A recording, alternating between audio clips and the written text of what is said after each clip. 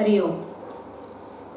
ॐ पार्थाय प्रतिबोधितां भगवता नारायणेन स्वयं व्यासेन ग्रथितां पुराणमुनिना मध्ये महाभारतम् अद्वैतामृतवर्षिणीं भगवतीम् अष्टादशाध्यायिनीम् अम्ब त्वामनुसन्दधामि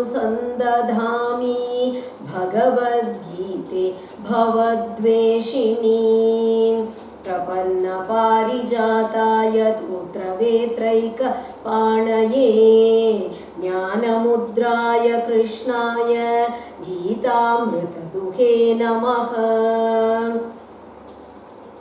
वसुदेवसुतं देवं कंसचाणूरमर्दनं देवकी परमानन्दं कृष्णं वन्दे जगद्गुरुं श्रुतिस्मृतिपुराणानामालयं करुणालयं नमामि भगवत्पाद शङ्करं लोकशङ्करम्।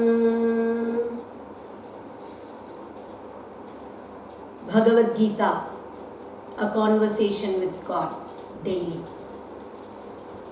Today, chapter 2, shloka number 45. Traigunya Vishaya Veda Nistraigunyo Bhavarjuna निर्द्वन्द्वो नित्यसत्त्वस्थो निर्योगक्षेम आत्मवान्. Yesterday we saw that those who are interested in attaining the various pleasures in life, those who have so many desires, and those who are interested in pleasures of afterlife, they want to attain heaven and enjoy the pleasures associated with heaven. Such people and those who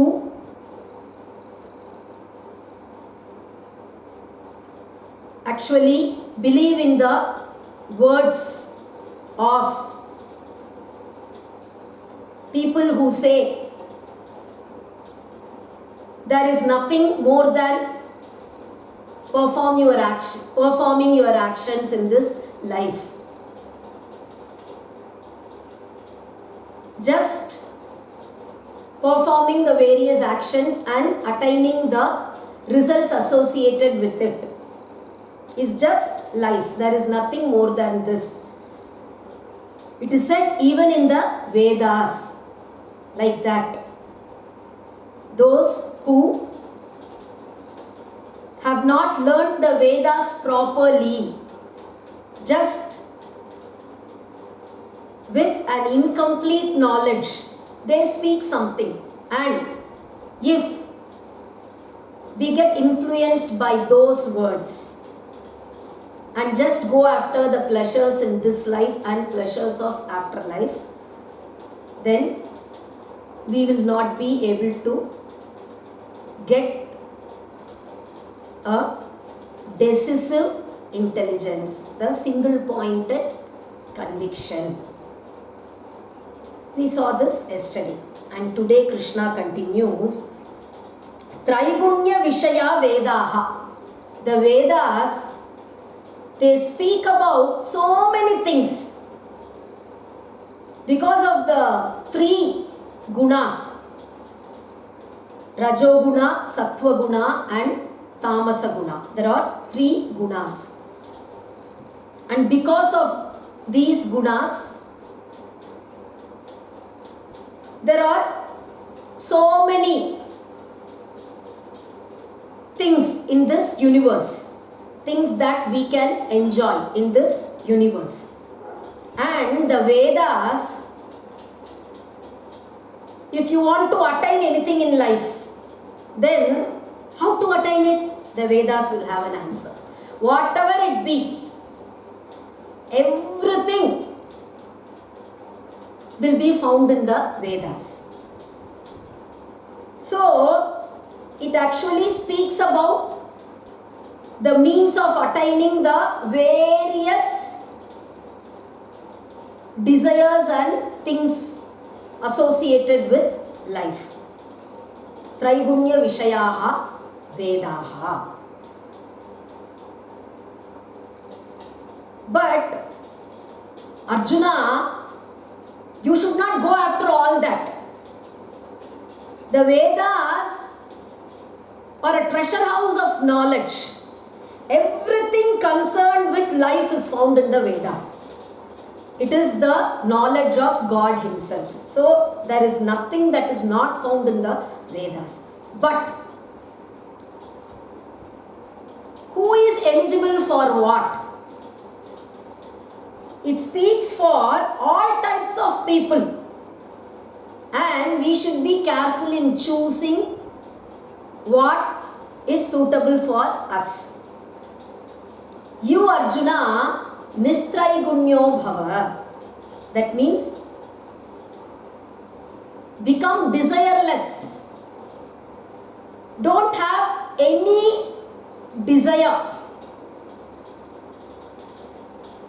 And how to become like that? Krishna again says, Nirdvandvo Nitya Sattvasto Niryogakshema Atmavan. Nirdvandvo. Dvandvaha means the dualities in life. Happiness, sorrow, victory, loss, hot, cold, criticism, appreciation. Like this, friend, enemy. There are so many dualities in life. Just don't bother about these dualities. What is the meaning? Look upon everything as the same, whether it be happiness or whether it be sorrow. Treat both equally, becoming very happy if something which we like happens, and becoming so sad, crying for days together if something happens which we actually don't like. Like this, actually reacting to situations in the extreme. Don't be like that. Whatever it be, somebody appreciates you, okay, he is appreciating me, good. If somebody criticizes you, okay, good. It is better. If somebody criticizes us, we can actually correct ourselves and improve ourselves. So both treat equally. The very same person who is appreciating you today may criticize you tomorrow. So, words of others, they actually just don't mean anything at all.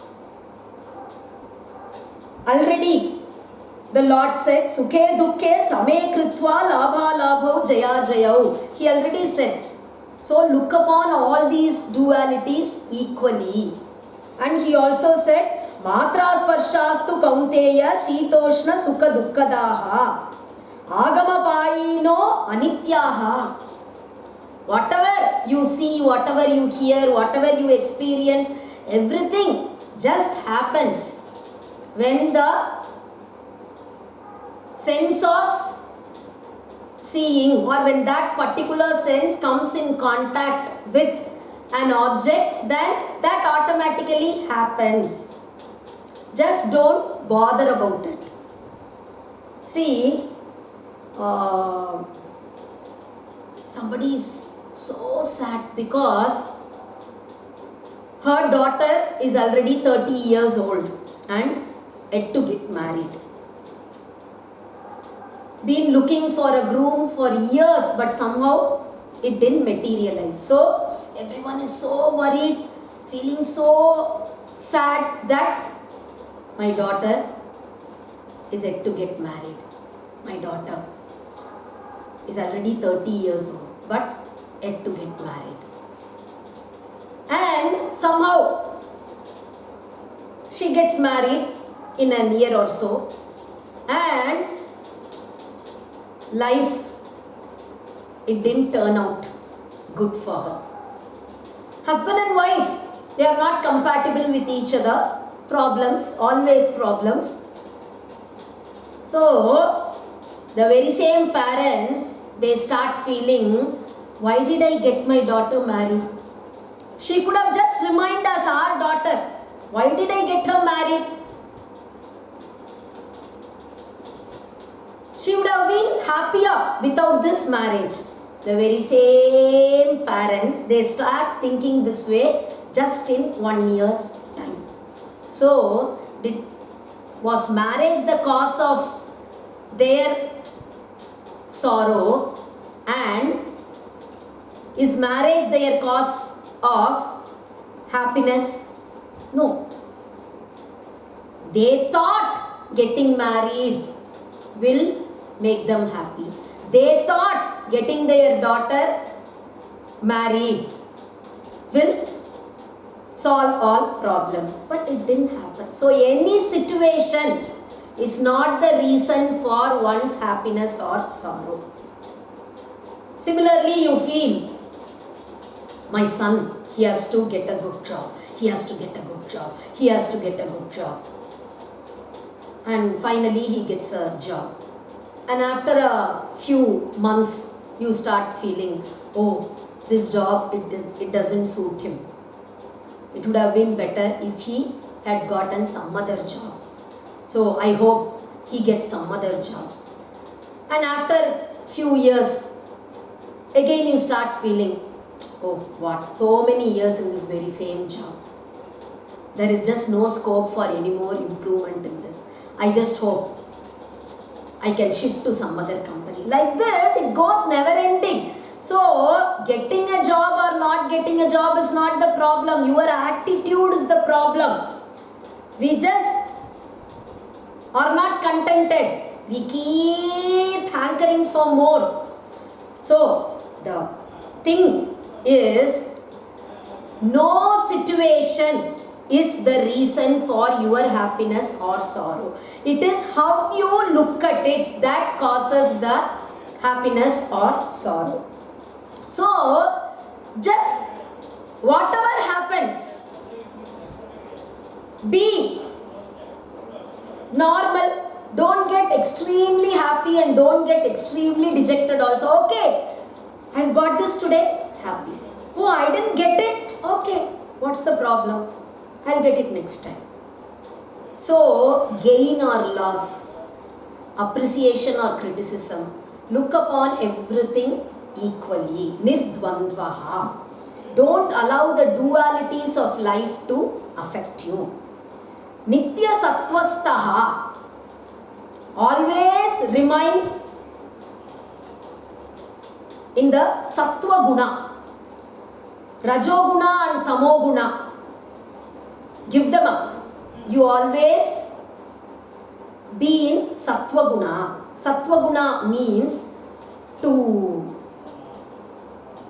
actually have positive thoughts about everything. To be in harmony with everything. To be peaceful, serene. Don't get tensed. Don't get agitated. Okay, whatever happens, what? Just be calm, being serene, having a balanced attitude. That is Nitya Sattvastaha. So be like that. Niryogatshema. Next. Yoga means attaining something which you don't have. You don't possess something and then you get that. That is yoga. And Shemaha means protecting what you have already attained. You want to become a millionaire. You work so hard, try so hard, finally you become a millionaire. That is yoga. After becoming a millionaire, you want to protect that wealth, millions of rupees. Oh, I should not lose it. My business, there should not be any loss in the business. I should protect what I have gained. That is Kshemaha. Krishna says, Niryoga Kshema. Don't try to attain anything that you don't have. And if you have something, don't be always worried, oh, I have to protect this, I have to protect this. Don't be worried about that also. Give up both. Life itself is wanting to get something always, right? I want to become rich. I want to become powerful. I want my children to be happy. I want to go to this place. I want to possess a car. How many desires we have? Everything. If we don't have something, I want it, I want it. Once we have it, then I should protect it properly. I should protect it properly. Oh, somebody should not come and rob my house. My daughter, she is studying in that college. She should study well, always get good grades. Like this, if we are worried about either getting something or protecting what we have. Just give up both. Then there will be no reason at all for worry. How can we give up both? If we give up both, then how to live? Atmavan. You live in the Atma. You always have the belief that God is there. He will take care of me. Whatever I need will be provided by God. I need not go after it. It was God who created this earth. Every second we breathe. Do we think, I just hope enough air is available for me to breathe. I should breathe, I should breathe. I just hope there is air available. I just hope I inhale oxygen and I exhale carbon dioxide. By mistake, I should not inhale carbon dioxide and exhale oxygen. Do we worry about all this? No. Automatically it takes place. Somebody sees to it that you breathe every moment. That takes place properly. You eat and it gets digested. How? A mechanism is there already in place which sees to it that whatever you eat gets digested. There is water in this earth everywhere for you to use. Somebody placed it there. And there is something called love within every person. It is there. It is there everywhere. So, God, He takes care of us in so many ways. Will He not take care of us? Will He not see to it that we get whatever is needed for our daily life? So, believing in Him, Atmavan, believing that Brahman is there for me, that God is there for me. You remain free from all dualities. You always have a balanced attitude and you just don't try to attain anything or protect whatever you have. So Arjuna, don't have any desires, says Krishna. Next sloka. Yavan artha udapane sarvata samplutodake tavan sarveshu vedeshu brahmanasya vijanataha. And then he continues. How can I give up all my desires and think only about God? I want to attain God. I want to attain wisdom. I want to become a Brahmanishta. Only that desire, no other desire. Is it possible? How can I become like that, Krishna? Krishna says, there is water in a well or a small pond, and you use that water to clean yourself, or you want some water to drink, you take it from that pond and you drink.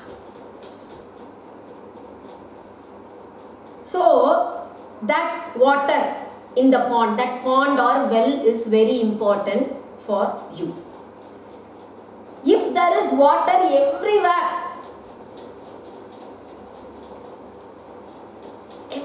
there is water, it has rained so well and there is just no problem at all for water, you have surplus of water, everywhere there is water, means now also water is available for drinking or cleaning yourself, right? Whether it be a small pond or when there is water everywhere, then that small amount of water in a pond, it actually is present in that large expanse of water also.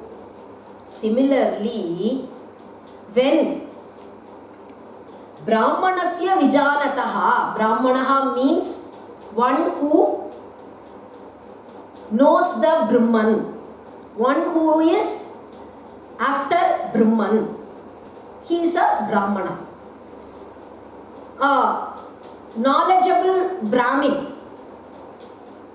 one who actually is a Jnani. He is a Brahmanishta. Then whatever his knowledge is, whatever his joy or happiness is, within that all the joys that are given as results for various karmas. The karma kanda of the Veda says you do this karma, you will get this punya, you do this karma, you will get this happiness, you do this, you will get that, you do this, you will get that, like this. So many things are mentioned in the Vedas. All those results, all those joys or good things that are said that you will attain, they are all actually present in the Brahmanishta's experience. Like how water in a pond is present in a big expanse of water, the joys, various joys mentioned in the Karma Kanda are a part of the immense joy that is experienced by the Jnani. The Upanishad says, Etasyaiva anandasya anyani bhutani matram upajivanti. A Jnani, whatever happiness that he experiences, and you have the other worldly people who live a worldly life, they are after all the pleasures of this world and they attain so many things also. The happiness of that materialistic person, of that worldly person, is just a fraction of the happiness that the Jnani experiences, says the Upanishad. It says, Manushyananda, the happiness of man. Not an ordinary man, someone like us, who we have certain things, we don't have certain things. Just think of a man who possesses everything. He is the emperor, a great emperor. He has all riches at his feet. He is extremely powerful. You name whatever, you name it and he has it. Such a person, his happiness is called Manushyananda. And the happiness of the Pitrus, it is 100 times the happiness of a man. And the happiness experienced by Gandharvas, that is 100 times that of the happiness experienced by the Pitrus. And the happiness enjoyed by the Karma Devas, that is those who become Devas by performing various karma, their happiness is 100 times more than the happiness of the Gandharvas. And the Ajana Devas, they are Devas naturally. Those Devas, their happiness is 100 times more than the happiness of the Karma Devas. And then you have the happiness of Prajapati. His happiness is 100 times that of the Ajana Devas. Then you have the happiness of Lord Brahma. That is 100 times more than the happiness of Prajapati. And 100 times more than Lord Brahma's happiness is the happiness experienced by a jnani. So just think, Manushyananda, and then Pitrunam Anandaha, and then Gandharvanam Anandaha, Karmadevanam Anandaha, Ajana Devanam Anandaha, Prajapatehe Anandaha, and then Brahma's happiness 100 times, 100 times, 100 times, 100 times, 100 times. Just think, 100 times. And how many 100 times? So somewhere down is Manushyananda, the happiness of a man. And how many 100 times, 100 times, 100 times more is the happiness of a jnani. So whatever happiness you want to attain here in this life, that anyway you will experience all that happiness when you become a jnani. So why hanker after such petty things? Aim for something big.